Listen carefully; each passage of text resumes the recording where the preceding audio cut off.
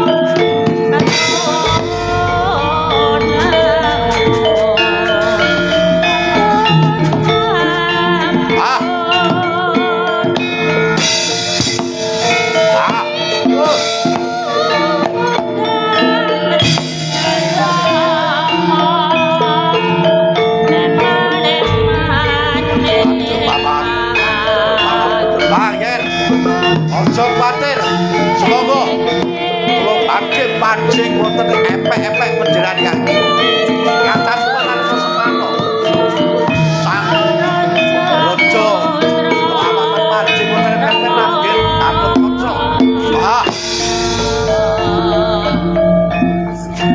Ayo maksio papan iki Gatot Kaca sapring pringgonane pati jenengan.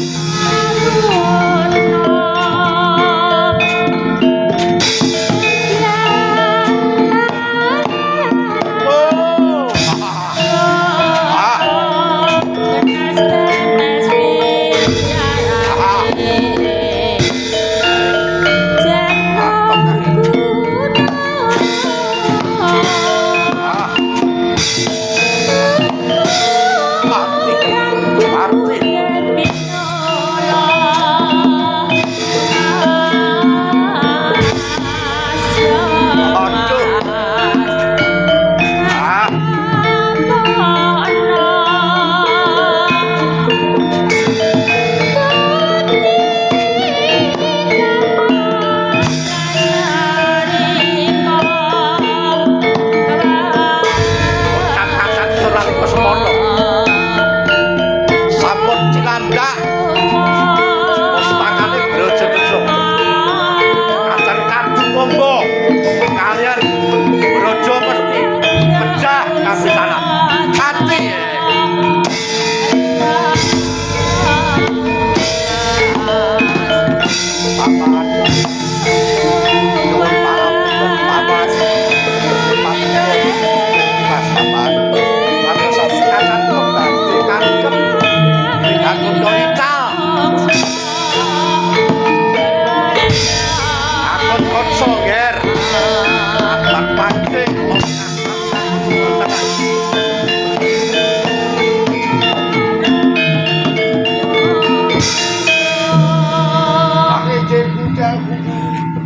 kocap kan sanalika semana sang Gatotkaca sigra kanthi witra ing karna wah iki kados pundi yang ya kedua dening pamanmu saklorong temeking pati ngestakaken dawuh yang raos malah kawula kados sinendal kados sinambring gelap Kanjeng Hyang aja diketuni. Kowe wis dadi kekarepane si Brajadena apa dene Brajamesti. Mula kang kowe Gatotkaca saiki sira kang adil ya, Kir. Nggonmu dadi Nalendra ana ing Pringgondani. Paring ganjaran wong kang nandhang becik utawa wong kasangsaran iku sira kang wajib tulung. Wong kang nandhang kurang prayoga hukum secara hukummu nang negara nggih nggih ngestakaken dawuh yang dawuh patuh wis cukup semene dene bab anane lelampan sing kadeke Gatotkaca ganti cinarita wonten ing go kandasan kekitrang bendrong ya menika sang Badhok Basu ngestakaken dawuh yang sinegat drong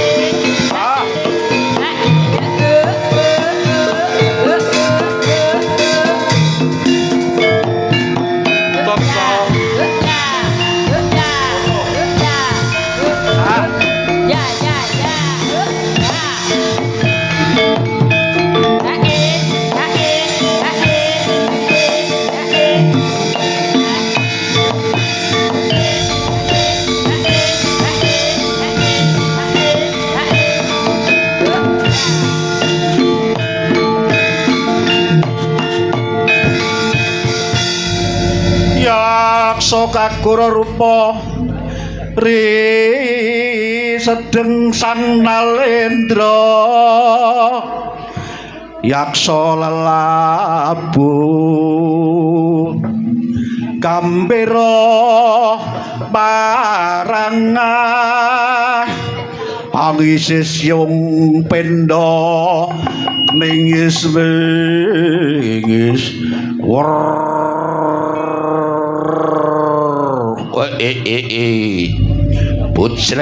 Bujreng iblis sanat podon sik-sikan bocah buta kawula nuwun inggih sinuwun padha becik tekamu ning ngersane ingsun pikantuk berkah pangestu paduka sinuwun boten sanul namung nyadong dawuh menapa ingkang badhe pun kersakaken dhumateng ingkang sinuwun. Wah. Dina iki aku jumeneng dadi nalenta ning Go Kandasan. Kekurangane apa? Bocah buta inggih menawi bab kawontenan kawibawan menika mboten badhe kekirangan. Murah sandang, murah pangan wonten ing salebetipun Go Kandasan. Ngono ya bocah buta. Nggih. Lah menapa ingkang iki lamun aku lungguh lagi jumeneng ana ing ya ki kedaton. Sisihku durung ana bocah buta kang minangka dadi ya kuwi garwaku. Lah lajeng menika ingkang pun kersakaken putri saking pundi menapa raseksi menika kathah ingkang badhe nglamar dhateng Paduka awit Paduka gadah bondo bandi cekap sedayanipun. Wah yen cara bocah buta saka buta wadon-wadon iku ana Go Kandasan aku ora sudi. Lah ingkang dipun kersakaken menika sinten, Pak? Iki njaluk tulung karo apa iku Wiraswara. Aku iki kasmaran karo Dewi Sri. Kula nyuwun Sinom Marijata mawon Sinom, kula tak gandrung. Monggo, Bu.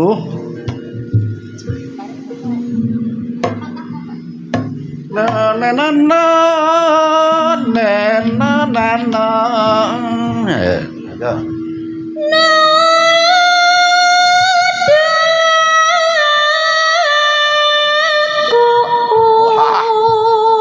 Yen ngrasake swara kang kaya ngono kuwi bocah buta sing mana nyambut gawe sing wadon seniwati.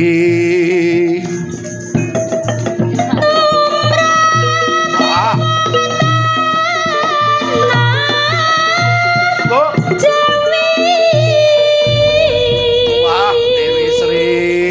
Dewi Sri manungsa ya ayu.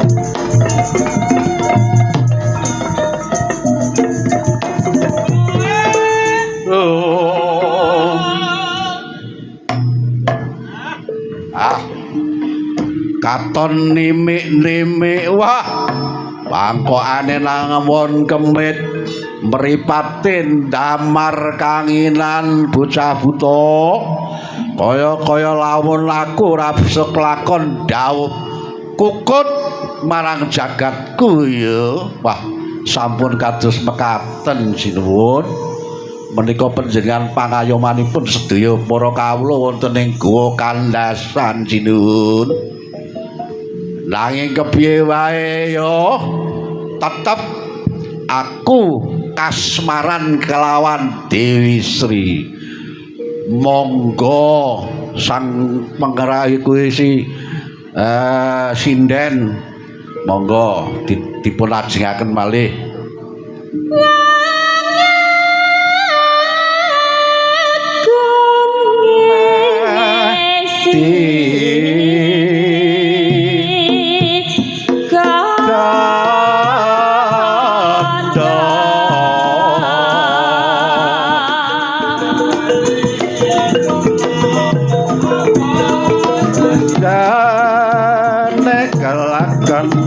Ono ning jangono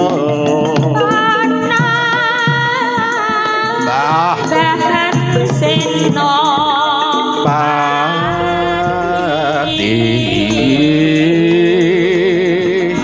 ora ngareng kodhok ijo kena jaring mbok yo eling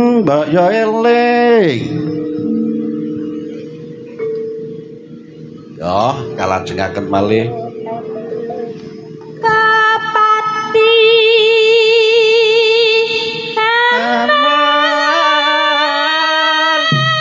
sudi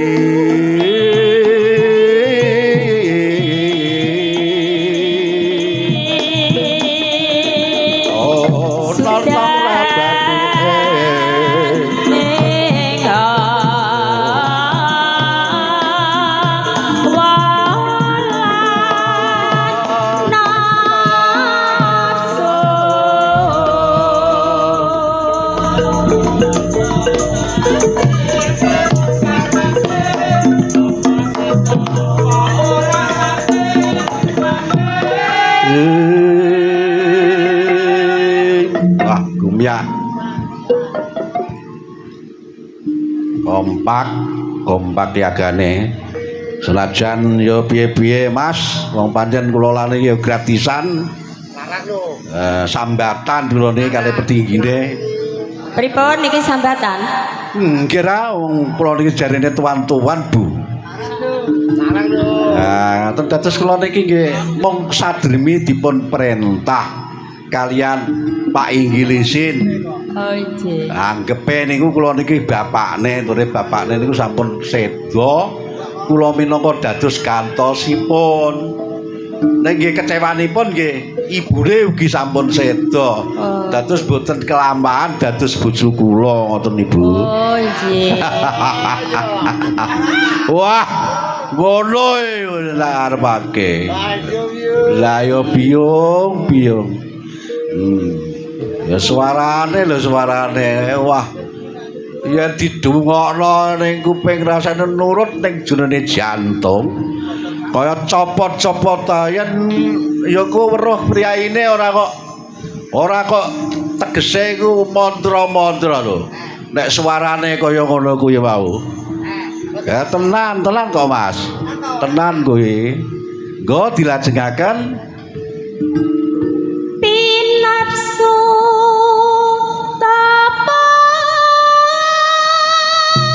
Brata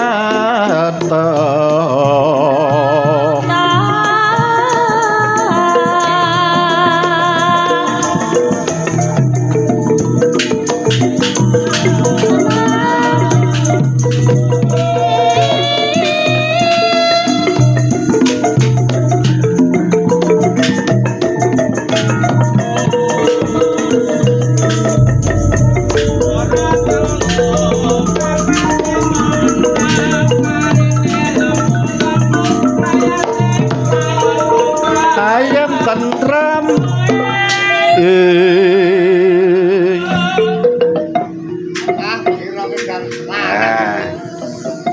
ngene iki awe ning sing omah lho.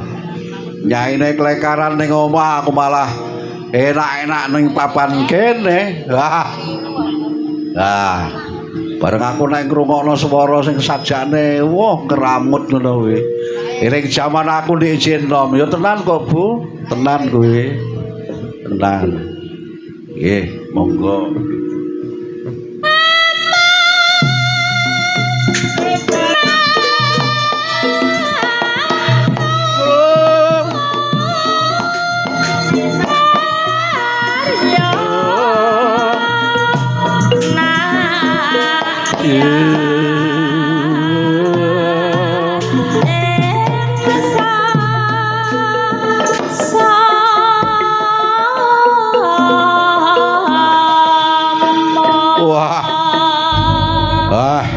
Rasane marem jeneng ati nang durung marem Gong yen aku durung kepanggih kelawan Dewi Sri nang di papan dununge bakal tak goleki Dewi Sri lah kae Dewi Sri katon kaya oyak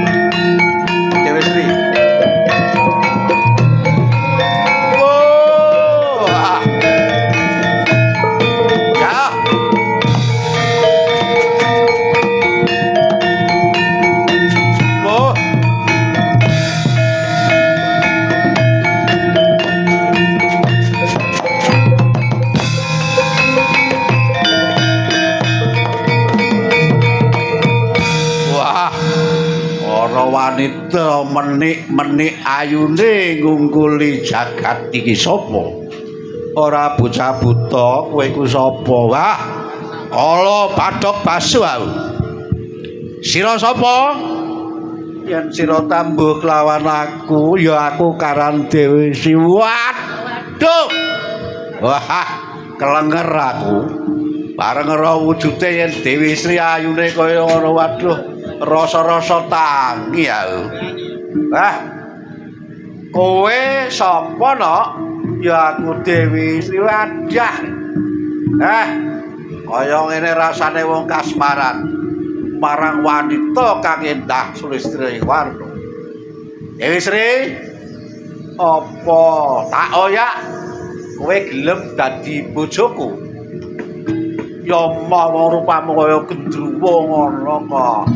Aja gendruwo nangis sugih. Aku ratu saka Go Kandasan. Donyaku umbruk-umbruk. Sapiku pirang-pirang apa meneh kebo. Lho tenan kok. Ora bakal kekurangan yen dadi garwaku. Moh aku moh. Piye? Moh kelakon tak oyak kowe.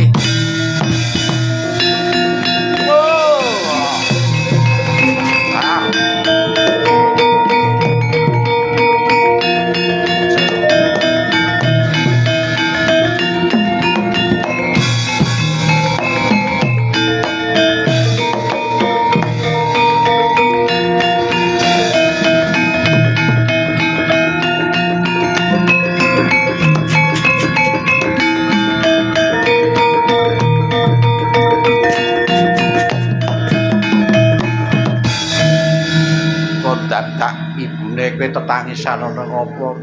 Bapane kula, aku dioyak gendruwo bapane. Lah saka Sanja ngendi ke mau? Ya badan ku arep apa kowe enggar-enggar ati kok malah ketemu karo ora karuan wujude aku arep dipek bojo. Lah kenapa kowe moyo wong aku ya wis duwe bojo kowe wis duwe karo kowe. Weh, Dewi Sri, Dewi Sri. Ojo mlayu. Oh.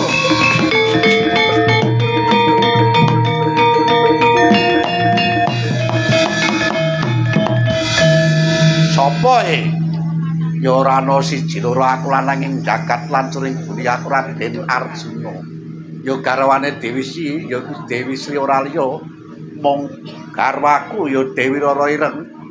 Mula kang saka kuwi minggatos saka ing jagat kene aja nganti nyepet-nyepetike badhok basuk lakon mati kowe.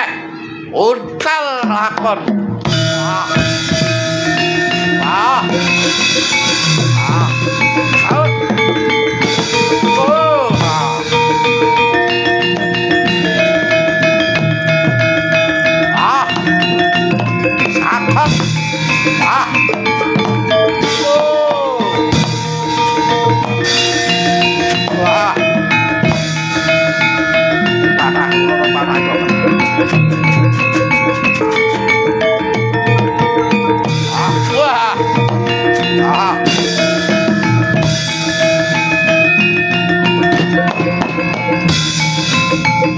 Mati dinegake ban kena marang senjata ati apa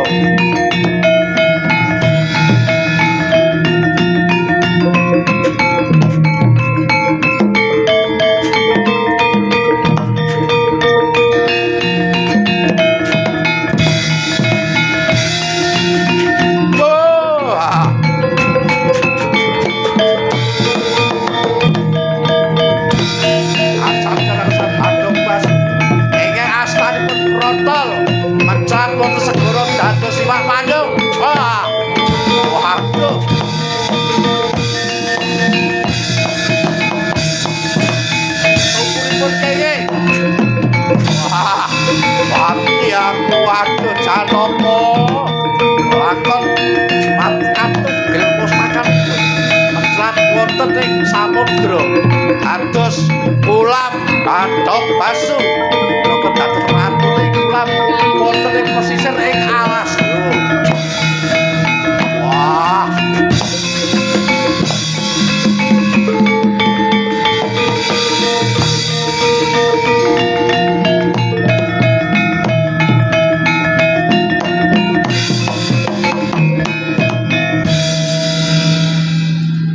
Wah, Arjuna inggih Bapak Prabu Kresna. Kresna, Bapak. Dene mburi kabeh. wis kaya tekan titik mangkesane Arjuna dening sira unggule ngayuda. Dene ilange Badung Basu minangka dadi rejeki. Ya kuwi berkat ana ing desa Alas. Supaya wong tani padha keparingan marang rejeki ya kuwi nandur tebu-tebune ya ben subur. Sing wong tambakan iwake bandeng gedhe-gedhe. Dene wong sing nelayan supaya along sing kerajungan pejer ya ben entuk kaya. Dene kang apa kowe muwu ben rajungane ben akeh mung cukup semono ya Arjuna.